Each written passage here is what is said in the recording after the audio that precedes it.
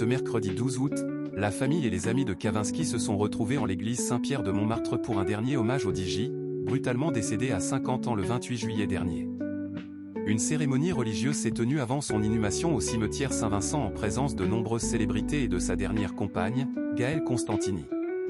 Il y a un peu plus de 2 semaines, la disparition brutale de Kavinsky plongeait ses proches et le monde de la musique dans un deuil inattendu. Vincent Belorgy, de son vrai nom, a été retrouvé mort à son domicile parisien le 28 juillet dernier, à seulement 50 ans. Ce mercredi 12 août, l'heure était venue pour sa famille et ses amis de lui dire définitivement adieu.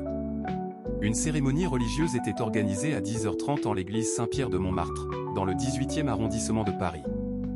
L'inhumation a ensuite eu lieu au cimetière Saint-Vincent de Montmartre. Un lieu chargé d'histoire où reposent, entre autres, le célèbre directeur de cabaret Michou ainsi que les réalisateurs Marcel Carné et Claude Pinoteau. Dans ce quartier emblématique de la capitale, la dernière compagne de Kavinsky, la créatrice Gaëlle Constantini a pu compter sur le soutien précieux de leurs amis, à commencer par l'acteur Nicolas Duvauchel, qui a porté le cercueil de son ami jusqu'à sa sépulture. Les mondes de la musique et du cinéma s'étaient donné rendez-vous pour honorer la mémoire de l'artiste. Parmi ses amis les plus connus ayant fait le déplacement figurait aussi le réalisateur Quentin Dupieux, qui occupe une place toute particulière dans l'histoire personnelle du défunt. Le cinéaste et musicien, connu sous le nom de Monsieur Oiseau, était un ami de longue date de Kavinsky. Leur histoire remontait à leur adolescence et s'était poursuivie au cinéma, puisque Vincent Belorgy avait joué dans plusieurs de ses films, notamment Non Film Esthèque.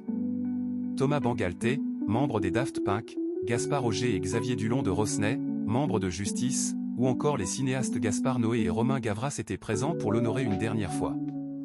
Outrun, avant de poursuivre son parcours avec plusieurs projets, dont Odd Look, enregistré avec The Weeknd, puis Reborn en 2022.